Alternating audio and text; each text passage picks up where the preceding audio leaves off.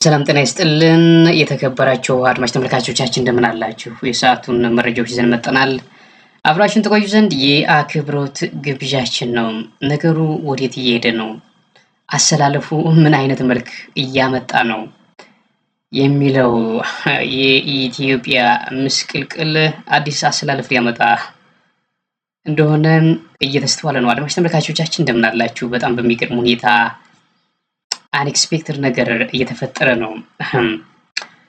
አማራን ሁሉም ከበባ ለማድረግ ነው። በነገራችን ላይ እንደዛ አይነት ነገሮችን በደንብ ማስተዋል ያስፈልጋል። አሁን እዚህ ጋር ፎቶ ላይ የምትዋቸው አድማጭ ተመልካቾቻችሁ ወይንም የፋኖ ደጋፊዎች በተለይ አክቲቪስት ነን፣ የአማራ ምሁራን ነን፣ እንዲሁም የፋኖ አባላት ነን ወይንም የፋኖ መሪዎች ነን የምትሉ ይሄኛው ቪዲዮ የምታደምጡ ፕሊስ ጊቭ አቴንሽን መስጠት አለባቸው። የኛው በጣም ክሪቲካል የሆነ እንትን ነው። በጣም መወያየት ያለብን እዚህ ጋር ፖይንት ላይ ነው። እዚህኛው ፖይንት ላይ ነው። በጣም የደም ስር ነች ይችኛዋ። አድማጭ ተመልካቾቻችን ተማርኩ፣ ተመራመርኩ፣ አንብቤ ያለው ጭንቅላቴ እስኪዞር ምናምን የምትል ኢሊት ማለት ነው። ዶክተር ነኝ፣ ፕሮፌሰር ነኝ፣ ምንጥርስ ነኝ እንድ ሲሆን ይቀጥላል። እንደዚህ አይነት ግለሰቦች እስኪ ለፋኖ ምን አይነት ግብዓት ምን አይነት ኤክስፒሪየንስ ነው መስጠት የምትፈልጉት? ካነበባችሁት ይሄ ፖለቲካ አሰላለፍ አሊያንስ ከመፍጠር ጋር ምናምን አጋሮች ነው። ከምን አንጻር ነው አሊያንስ የሚፈጠረው? በጦርነት ጊዜ የትኛው ነው ምናምን የሚለውን ለፋኖ ከፍተኛ የሆነ አማካሪ ያስፈልገዋል። እነዚህ የህወሓት እንትኖች አክቲቪስቶች ወደ አስመራ ሄደው ውይይት እንዳካሄዱ እየተገለጸ ነው ከአስመራው መንግስት ጋር እና በጣም በሚገርም ሁኔታ ህወሓት እንደገና አክቲቪስቶቿን ምናምን እያደራጀች ነው። ብልጽግናው መንግስት ጋር ወይንም ብልጽግናው መንግስት ላይ ዘምታለሁ ብሎ ባያወራም ግን አካሄዱ አማራ ጠልነት እንደሆነ መታወቅ አለበት። በነገራችን ላይ ከህወሓት ጋር የሚሰራ ፋኖ አለ ምናምን የሚሉ ግሩፖች አሉ። ለምሳሌ ሀብታሙ አያሌው እንደዛ ይላል። የሀብታሙ አያሌውን ይሄን አልቀበለውም። እንደዛ የሚለውን አልቀበለውም። ከህወሓት ጋር ክሪቲካሊ ፌስ ቱ ፌስ ወይንም አፕሮች አድርጎ የሚሰራ የፋኖ ኃይል የትኛው እንደሆነ በትክክል አይታወቅም። ዛር ሊዚ የፋኖ ኃይሎች ዚስ ማች አክቲቭ አይደሉም። በነገራችን ላይ አሊያንስ መፍጠር እንትናቸው ተንደንሲያቸው በጣም ሎ ነው። በጣም ሎ ነው። የሆነ መንጠርዘዝ ይታይባቸዋል። ኩራት ይላቸዋል። መጎማለል የሆነ በየንትኑ አይ ዶንት ኖ ጀስት ዝቅ ብለህ ወይንም የሆነ አይደል አሊያንስ ሲፈጠር እኮ በደንብ ያስፈልጋል አንዳንድ ነገሮችን መስራት። ህወሓት እያንዳንዱን እንትን እየዘጋ ነው። አክቲቪስቶች አስመራ ሄዱ ማለት ዘሪ ሰምቲንግ የኤርትራ ትግራዋይ ነው፣ ትግረኛ ነው የሚያወሩት። ኤርትራም አስመራ ወይንም የትግራይ እንትኖች ትግረኛ ነው ቋንቋቸው ተመሳሳይ ነው፣ ኤርትራም ትግራይም። ስለዚህ በተመሳሳይ ቋንቋ እያወሩ እንግዲህ በፋኖ ሙድ ሊይዙ ነው ማለት ነው፣ በአማራ ሙድ ሊይዙ ነው ማለት ነው። በደንብ አደገኛ የሆነ ዲስከሽን እንዳካሄዱ ነው። የብልጽግናው መንግስት ሊገለብጡ ይሁን አይ ዶንት ኖ በት አማራ ጠል እንደሆኑ መታወቅ አለበት። በነገራችን ላይ እውነት ነው። ሲሪየስሊ ኢሳያስ አፈወርቂ የዛኔ የለውጡ አማራን አመሰገነ ምናምን የሚባለው ኢዛ ትሪሊ አመስግኗል። የሆነ ቤቶች ምናምን በህወሓት ጊዜ ህወሓት ወደ ስልጣን ሲመጣ በርካታ ኤርትራውያን ከአዲስ አበባ ከተለያዩ የአገሪቱ ክፍሎች ቤታቸውን ጥለው እንዲሄዱ ምናምን ተደርገዋል እና የዛኔ ለውጥን የሄዱን ቤት አሁን የኢትዮ ኤርትራ ሰላም ሲወርድ ቤታቸውን ወሰዱ። ከደብረ ማርቆስ አካባቢ ምናምን ጎንደር ይባላልና ኢሳያስ አፈወርቂም በርካታ ንግግሮችን አድርጓል ተብሎ ተነግሯል። ግን እዚህ ስማችን የሰማሁት ነገር የለኝም። ኢሳያስ አፈወርቂ ፉል የሆነ የአማራ ጥላቻ እንዳለበት በነገራችን ላይ የአማራ ልጆች ማወቅ አለባችሁ። በእውነት ይሄን ማወቅ አለባችሁ ጥንቅቅ አድርጋችሁ። ስለዚህ ሁለቱ አላያንስ ፈጥረው ወደ 4 ኪሎ ለመምጣት ጥረት ሊያደርጉ እንደሚችሉ መገመት አለባችሁ። ስለዚህ ህወሓት እንደገና አማራ ለማቆርቆስ ወይንም ከበባ ቅናት ነው። በነገራችን ላይ በጣም ቅናተኛ ቡድን ነው የህወሓት ቡድን። መበለጥ የማይፈልግ ከፍተኛ የሆነ ቅናት ያለበት ቡድን ነው ማለት ህወሓት ምንድነው ፋኖች ከኤርትራ ጋር ግንኙነት አላቸው ተብሎ ሲነገር ነበር በተደጋጋሚ ላለፉት 4 ወራት እና በጣም ቀንቶ ነው በፍጥነት የፋኖን በር ለመዝጋት ነው። በነገራችን ላይ ፋኖ ምንም አሊያንስ እንዳይኖረው ለማድረግ ነው ጥረታቸው። በቃ የህወሓት ኃይሎች ይሄን ታውቃላችሁ። ግን this is a deep secret እውነት ይሄን ነው። በጣም በከፍተኛ ሁኔታ የፋኖ ኃይሎች ምንም አይነት አሊያንስ ምንም አይነት ከውጭ ግንኙነት እንዳይኖራቸው ዙሪያውን እየሄዱ እንትን ማለት ነው የሚፈልጉት። ለምሳሌ ህዋቶች ሱዳን ላይ ሳምሪ የሚባል ቡድን እያሰለጥኑ ነው ከአልቡርሃን ጋር ምናምን ትጥቃላቸው ምናምን ደሞዝ እየተከፈላቸው ይዋጋሉ። እንደገና ተስፋ አይቆርጥም በነገራችን ላይ ህዋት የሚባለው። አሁን ደግሞ ኤርትራ ሄዶ በትግርኛ ከአስመራው መንግስት ጋር ምናምን እያወራ በፋኖና በአማራ ህዝብ ሙድ እየያዙ ነው። ይሄን ማወቅ አለባችሁ በነገራችን ላይ በቃ ሙድ እየያዙ ነው።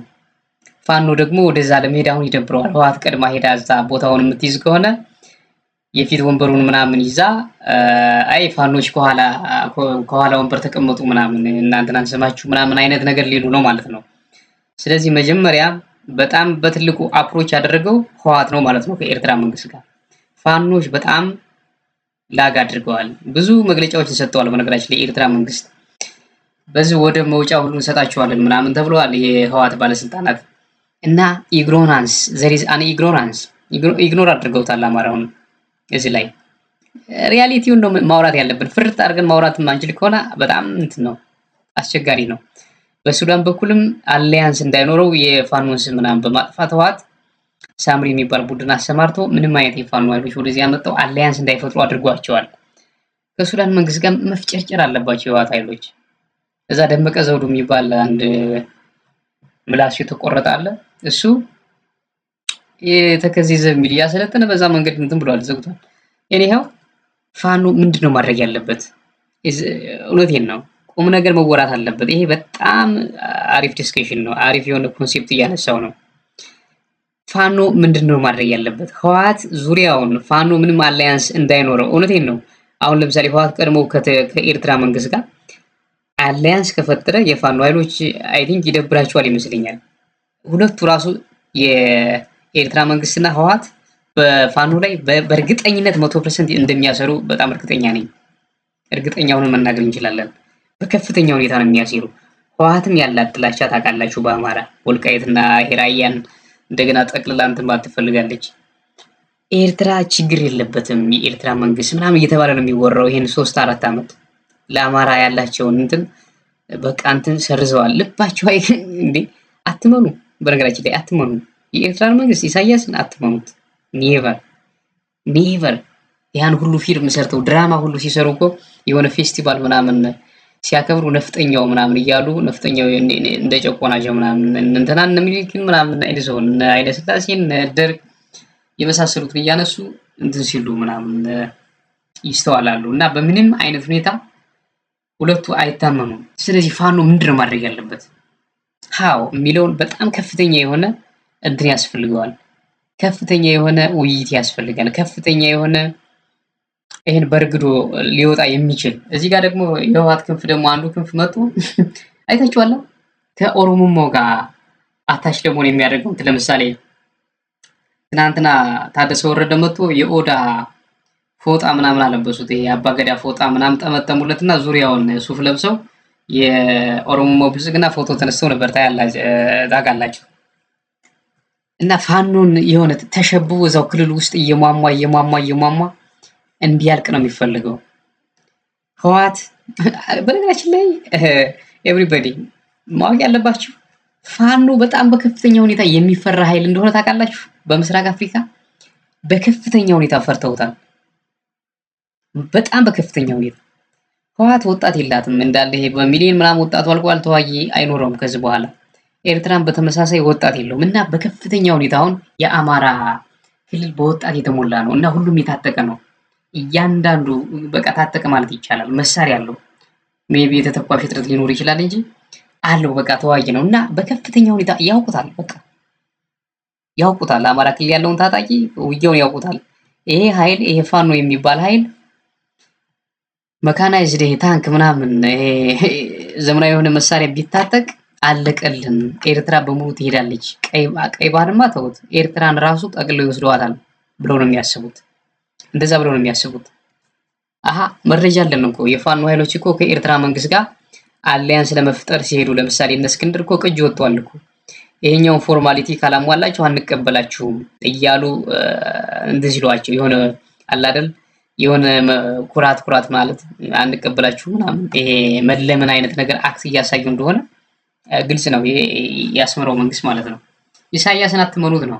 ያው እንዳለ እነዚህ አክቲቪስቶች የትግራይ አክቲቪስቶች በከፍተኛ ሁኔታ እየተንጫጩ ነው። በቃ ህወሓት ከኤርትራ ጋር እንትን ማለት አለበት እና ስታሊን አስመራ ሄዷል ሰሞኑን። ስታሊን ራሱ ተንቀሳቃሽ ምስል ከአሜሪካ ወደ አስመራ ሄዷል። ዋናው የህወሓት ዋና አክቲቪስት የሚባለው ማለት ነው፣ ፕሮፓጋንዲስቱ። ይሄ ማለት እንግዲህ ከፍተኛ የሆነ ቁርኝት እየፈጠሩ ነው ማለት ነው። ከፍተኛ የሆነ ቁርኝት። ዌሪስ ፋኖ ነው ጥያቄው። የት ነህ ፋኖ? ፋኖ የት ነህ? የት ነህ? እዛው እርስ በርስህ እንትን እያልህ ነው። እንዲሁ እኮ በጣም እኮ ነው የሚያሳዝነው። አማራ እርስ በርሱ መሳቂያ ይሁን እንደዚህ እየተዋጋ እርስ በርሱ እንዲሁ መድኃኒዓለም የምሬን እኮ እርስ በርሱ የማንም ገጤ እንዲሁ ገንዳ እንዲሁ በጣም ያሳዝናል። በጣም እውነቴን ነው። ሲሪየስሊ በጣም ነው መሳቅ ያለባቸው። አማራ ከአማራ ሲዋጋ ፍንድት ብላችሁ ሳቁ። ሌላ ምንም አማራጭ የለም። ለፈለፍን የሚሰማ የለም። እንዴ አረየ ሲነጣ ወይቶ ዝም ብሎ ይተኩሳል። ዝም ብሎ ስሜታዊ መሆን በቃ ቡግ ማለት በቃ ዝም ብሎ በቃ እንዴት ሰው በወንድሙ ይናደዳል? እንዴት ሰው ለምንድነው እንደዛ ይተባሃል? ለምን አይቀርም ደርሶ ቦግ ማለት ይሄ ግንፍልተኝነት ምናምን ለምን አታውትም? ለምን አንረጋጋም? አያዋጣም። እንደገና ትሬኒንግ ያስፈልጋል። በነገራችን ላይ በጣም ኋላ ቀር የሆኑ ነገሮች በስፋት እየታዩ ነው። በጣም ኢንቴግሬሽን የሚባል ነገር የለም። መተሳሰብ ከዚህ በፊት በተደጋጋሚ ይወርተነዋል። የሚመጣውን ፖለቲካ አይተነብዩም። ክልል ውስጥ ያሉ በተለይ ካድሬዎች በጣም ነው የሚገርመው። አለማንበብ ይመስለኛል። በደንብ አለማንበብ ማንበብ አስፈላጊ ነው። የሌሎች ሀገራትን ርዕዮተ ዓለም ምን እንደሆነ እንደ ቤንች ማርክ መውሰድ፣ የሌሎችን የትግል ስልቶችን ከዚህ በፊት በታሪክ አጋጣሚ ያለፉትን ሁሉ ከነሱ አለመማር በጣም አስቸጋሪ ነው። እንዲሁም አሁን እዚህ ክልል ውስጥ ያሉ በተለይ እነዚህ ካድሬ የሚባሉት ከክልላቸው ወጥተው የማያውቁ ናቸው። እዛው አማራ ክልል ተወልደው እዛው አማራ ክልል አርተው እዛው ፈስተው ምናምን ያደጉ ናቸው። ትንሽ እንኳን ወጣ ያሉ አይደለም። እዚህ ክፍለ ሀገር አለ አይደል ወደ አዲስ አበባ ምናምን እንዲህ ወጣ ብለው የሌላውን ብሔር ብሔረሰብ ጋር ያላቸው ኢንተራክሽን ዛት ማቻ አያውቁትም። እዛው ክልል ውስጥ ያደጉ ምናምን እዛው ካድሬ የሆነ ትጭነዋለህ እንደ አህያ እየፈሳ እየበላ ይሰራል። ለብልጽግናው እየሰራ ነው። በቃ መጫን ነው። በቃ የአማራ ክልል ካድሬ ዝም ብለህ አህያ ሆነ በአራት እግር ሂድ ምናምን ልጭን ነው ብትለው ይጫናል። አይሳፍሩም። እነዚህ ናቸው አማራን ያሰደቡ። ከየት ነው የመጡ እንዳትላይዶ ነው ጥናት መካሄድ አለበት። እንደዛ አይነት የሆነ ጂን ፍሎ ከየት ነው የመጣው? ከየት ነው ይሄኛው ጂን ፍሎ አድርጎ እዛ የሄደው? እንዴት ነው? በየትኛው ኢቮሉሽን ነው እንደዛ አይነት ሰው እዛ ጋር እንደው እውነቴን ነው ከየት የሆነው? በጣም አስቸጋሪ እኮ ነው። ይሄ ማሰቢያቸው ኖክአውት ሆኗል። ይሄ ማሰቢያቸው ህብረ ሰረሰር ነው ምናምን የሚባለው እሱ የለም። ኮኔክሽኑ ተበጥሷል። የሆነ ቡለን ምናምን ላልቷል። ማሰቢያ የላቸውም። አሁን በቀይ ባህር አካባቢ አሁን ያለውን አሰላለፍ ራሱ ቀድሞ የሚተነበይ ምሁር የለም። ዲያስፖራው የት አለ? መሳቂያው ዲያስፖራ ያማራው መቼም ትሰማላችሁ። እንዲያው በጣም እኮ ያ ሁሉ ዲያስፖራ የት ሄደ? ታማኝ በየነ አፈር ብላ አፈር ያስፈላ መድኃኒዓለም ሰደበው ደግሞ እንዳትሉኝ። አጥረገረገው ምን አባ ታማኝ በየነ ምን አባቱ ያደርግልሃል? ለአማራ የማይጠቅም ከሆነ ፋይት የማያደርግ ከሆነ ምን አባ ልታደርገው ነው? አዝራው ልዞር ነው ወይስ ምን ልታደርገው ነው? ታማኝ በየነ ይኩ በጣም በቃ ችግሩ ያማ አይደል? አሁን ታማኝ በየነ ሙልጭ አርገሰብ ለምን ተሳደብ ይላል አንዱ መጥቶ። ምንድነው እሱ? ፈጣሪ ነው? እግዚአብሔር ነው? ምንድነው? ታማኝ በየነንም አትንካ። የሆነ ሰው ባለፈው የሆነ ቪዲዮ ሰርቼ እንትን አለው። ይሄ ልጅ እንደዚህ መሆን አለበት ይቅርታ መጠየቅ አለበት ብዬ ሰራው። እንትናንም አትንካ፣ ጥፍራ ሳሪንካ አፈር ያስበላ እያንዳንዱ። ታማኝ በየነ ምን አባቱ እያደረገ ነው? በጣም ተጽዕኖ ፈጣሪ ነው እና አማራ እንደዚህ ያልሆነ ዳይሬክሽን ይዞ ያልሆነ በተሳሳተ ሀዲድ ሊሄድ እንትን እያለ ማገዝ አለበት። በጣም ምላስ አለው። ኮሙኒኬሽን በተለይ ይሄ ኮሙኒኬሽን ሰዎችን የማቀራረብ ምናምን ይሄ ሎቢ የማድረግ ምናምን ብቃት ያለው ይመስለኛል ታማኝ በየነ። እንግሊዘኛውን ባላውቀውም በደንብ እና ታማኝ በየነ የት አለ? ዲያስፖራውን ምናምን አፍኖ ይዞ እሱ ነው የቀበረው። በነገራችን ላይ አፈር ብላ። እውነትም ልግመኛ ነው መሰለኝ ታማኝ በየነ የሚባለው ክፉ ነው የሚባለው እውነት ነው። ባለፈው የሆነ ሰው ክፉ ነው እያለ ሲወራ ነበር። አሁን ታማኝ በየነ ትሳደባለህ ብሎ አሁን ኮሜንት ሊያደርግ ይችላል። አንዱ ጥፍራም ማለት ነው። አንዱ ጥፍራም ፖለቲካ ምን እንደሆነ የማይገባው። በነገራችን ላይ ዶክተር ምናምን የሚባሉት ሲሪየስሊ ምንም የሚያውቁት ነገር የለም። ሲሪየስ ዶክተር ነው አሲስታንት ፕሮፌሰር ነው ምናምን የሚባል እንዳል በሙሉ ይሄ ዶክተር ምናምን ደደደ የሆነው እንዳል ደ ነው በሙሉ ማለት ነው። በቃ የሆነ አንዳው ተሰጠው ያንን ሸመደና ፒኤችዲ ወይ ምናምን ያዘ። ሌላ ምንም አዲስ ነገር የለም። ምንም ፖለቲካል ሳይንስ የተማረው ፒኤችዲ ራሱ ብትጠይቀው ለምን የለማ የለም። ያስፈልጋል እኮ ፖለቲካ ምናምን እንትን ብለህ ራሱ ፖለቲካ መተንተን ያስፈልጋል። እንዳልምላሱ የተቆረጠ ነው። ይሄ ላንግ ስኪል የሚባል አለ ለማውራት ፖለቲካን እንደ ኳስ በምላስህ እያነጠርህ ማውራት ማለት ነው። የለማ የለም። where is that I don't know ብቻ በጣም አስፈላጊ ነው። እውነቴን ነው። ዛሬ ረጋ ብዬ ማውራት ነበር የፈለኩት። እንግዲህ በጣም እያናደዳችሁኝ ነው። ስለዚህ የት አለ ነው? የት አለ ታማኝ በየነ የምትባለው የት አለ? ምን እያደረክ ነው? በተሳሳተ ሀዲት አማራው እንደዚህ ምናምን ሊሳ ሲሪየስሊ ምን እያደረገ ልንገራችሁ። የፋኖ ኃይሎች ተዳከሙ የሚባለው ውሸት እንደሆነ ባለፈው ነግሬያችኋለሁ። የፋኖ ኃይሎች አልተዳከሙም። አንድ የመሆን ችግር ነው ያለባቸው። አሁን ይሄ በሙሉ አሁን ወደ አንድ እየመጡ ነው። ሁለት ቡድን ሆኗል። ይሄ ናሽናል ፎርሱ እና የእስክንድር ምናምን የሚባለው አፋር የሚባለው በቃ ሁለቱ ናቸው። እነሱ ወደ አንድ ይመጣሉ። ግን ይሄ ናሽናል ፎርስ የሚባለው ፖዚሽኖችን መስጠት አለበት። ሊቀመንበር ምናምን፣ ወታደር አዛዥ፣ ፖለቲካ ኃላፊ እና እንደዚሁም እሱን አሬንጅመንት ማውጣት አለባቸው እንጂ የፋኖ ኃይል ተዳከመ የሚባለው ባለፈው ነግሬያቸዋለሁ። የትኛው ካፒታል ነው የወደመበት? የትኛው ባንኩ ተዘርፎበት ነው? የትኛው ምናምን በጀት ምናምን በቃ እንደዚሁም ከብልጽግና ምናምን የሞጨለፈ ምናምን የተዋጋ ነው። በቃ ያ ነው።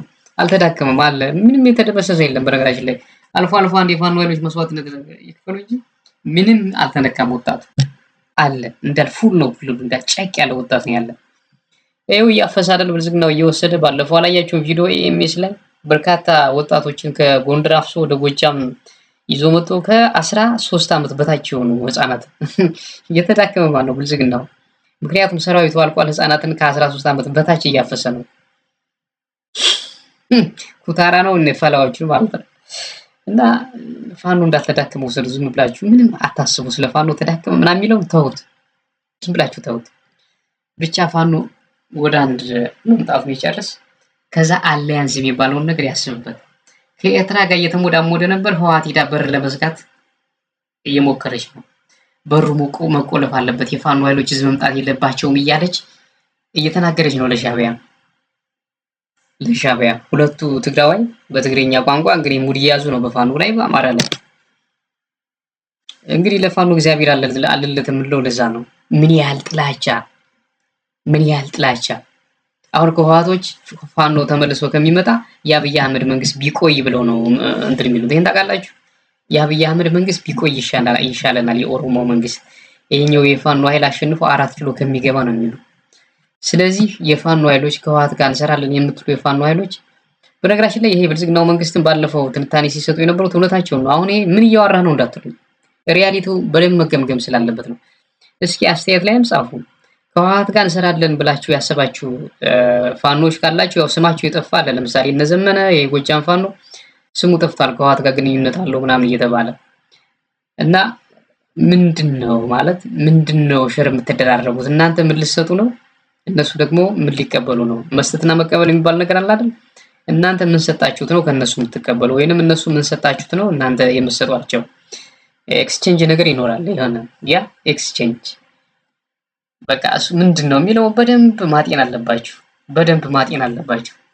ምክንያቱም በውጊያ ትግል ላይ አሊያንስ አስፈላጊ ነው። ትጥቅ ይቸግራል፣ ተተኳሽ ይቸግራል። በተለይ ቶሎ የሚያርቀው ይሄ በፍሪኩዌንሲው በጣም ሃይ ነው። ይሄ ተተኳሽ ደግሞ ውድ ነው። በተለይ የስናይፐር የትላልቅ ምናምን ዲሽቃ የሚባለው ውድ ነው። የብልጽግናው መንግስት ወደ ክልሉ እንዳይገባ እያንዳንዱን እንትን ለመዝጋት ጥረት እያደረገ ነው። ዋጋውም እንዲጨምር አድርጓል እየተባለ ነው። ስለዚህ ይሄ ችግር አለ። የፋኖ ኃይሎች ምንድን ነው የምታደርጉት የሚለውን በደንብ ዲስከስ አድርጉ። በደንብ ማለት ነው። ሃው ኢት ፖሲብል የሚለውን በደንብ ተነጋግሩበት። ጤና ይስጥልን።